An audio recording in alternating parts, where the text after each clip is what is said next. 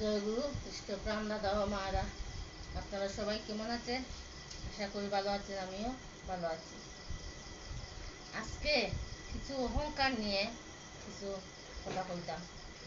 যে এই যে অহংকার একটা জিনিস, অহংকার জিনিসটা বহুত বড় একটা যে অহংকার জিনিসটা আমাদের ভিতরে যদি থাকে তে আমরা আগাইতে পারতাম না।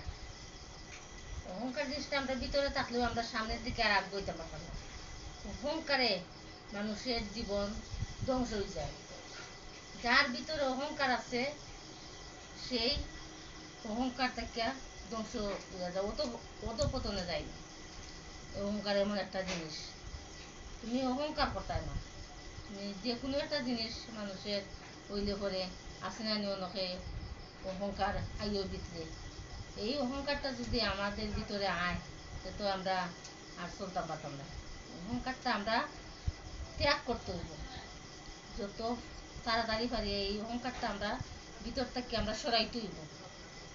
অহংকার জিনিসটা এই এই সমাজও অনেক অহংকারী মানুষ আছে, এবার তারা অহংকারে আমার যদি একটা জিনিস ভালো হয় তো অনেক মানুষ অহংকারী মানুষ আছে, আমার বালাটুকু জিনিস মানুষ সহ্য করতে পারে না, তার একটু সমস্যা হয়।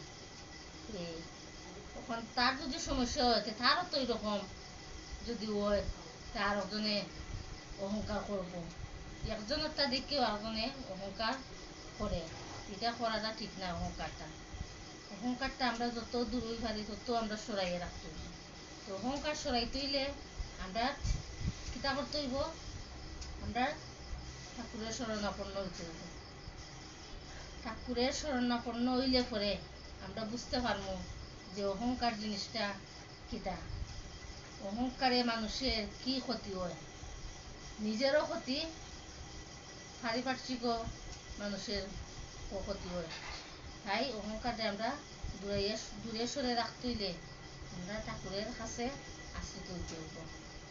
ঠাকুরের কাছে আইলে আমরা বুঝতাম পারবো, বিভিন্ন ধরনের ঠাকুরের বই আছে, বই পুস্তক আছে, এইগুলো আমরা পড়লে পরে আমরা বুঝতাম পারবো আমরা অহংকার জিনিসটা কিতা জিনিস।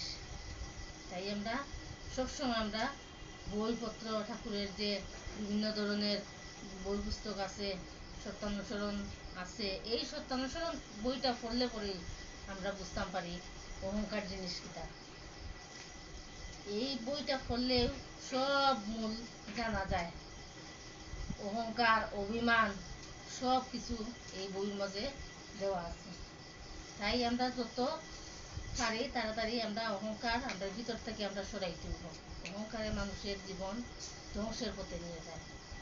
তাই আমরা চাই না একজন অহংকার পথে গিয়ে সে নষ্ট হইতো, বাদ হইতো। আমরা যেরকম বালা থাকতাম চাই সেও এইরকম বালা থাকতাম। পারিপার্শ্বিক মানুষ যদি সুস্থ না থাকে, বালা না থাকে, কিন্তু আমরা বালা থেকে আমরা কোনো কাজ বলতে নাই। তাই আমরা মঙ্গল কামনা করি যে সবাই যেন সুস্থভাবে সুন্দরভাবে যার যে সংসার গুছাইয়া সুন্দর করে চলতে পারে, অহংকার থাকিয়া যত দূরে থাকতে পারে ততই মঙ্গল। এই যে মঙ্গলটা, এই এই মঙ্গলটা যদি না থাকে আমরা আমাদের জীবনে, তাহলে তো আমাদের জীবনটাই শেষ। আমরা মঙ্গলের অধিকারী হইতে হইব। তাই আমরা ঠাকুরের কথাবার্তা আমরা সবগুলা বুঝতে হইব, শুনতে হইব, মানতে হইব। এইগুলো যদি আমরা না মানি, না শুনি, না বুঝি, তাই আমরা কোনো কিছু বুঝতাম না। তাইলে আমাদের ভিতরে অহংকার অভিমান হিংসা এই সবগুলাই আমাদের ভিতর সব কিছু ভিতরটা আমরা বলে দিব। তাই আমরা মানুষের প্রতি আমরা অহংকার অবশ্যই আইব। তাই আমরা ঠাকুরের কথা শুনতে হইব, ঠাকুরের কাজকর্ম আমরা ঠিক করতে হইব, সৎসঙ্গ করতে হইব। বিভিন্ন জায়গাত সৎসঙ্গ হয়, সেই জায়গাতে আমরা সঙ্গ দিতে হইব, যাইতে হইব। আসা যাওয়া করলে পরে অনেক জিনিস বোঝা যায়, শেখা যায়। তাই অহংকারটাও দূরে সরে যায়। তাই এইভাবেই আমরা চলাফেরাটা করতে হইব, যাতে আমাদের ভিতরে অহংকারে অভিমানে বাসাটা না বাঁধে। তাই আমরা সুন্দরভাবে চলাফেরা করতে হইব, যাতে আমাদের সবেরই আমরা মঙ্গল হয়, সেইভাবে আমরা চলতে হইব। জয় গুরু সবাইকে।